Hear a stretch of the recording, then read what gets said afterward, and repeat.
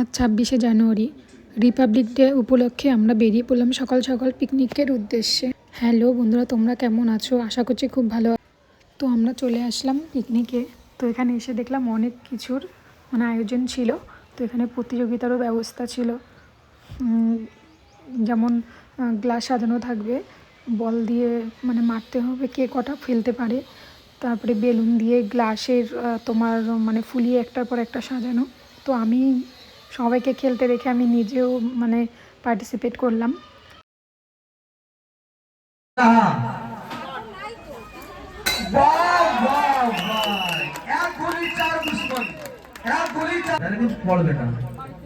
ঠিক আছে,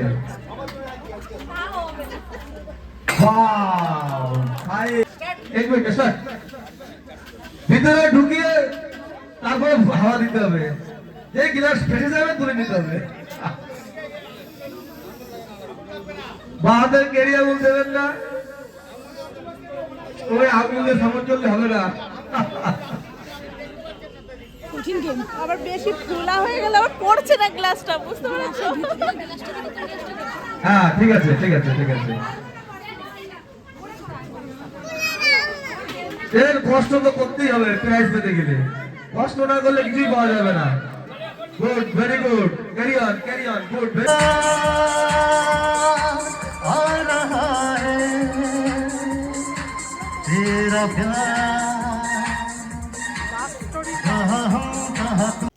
এখন আমাদের খেলাধুলার পর্ব শেষ হয়ে গেছে। তারপরে আমার মনে একটু স্টেজে একটু ডান্স করে নিল।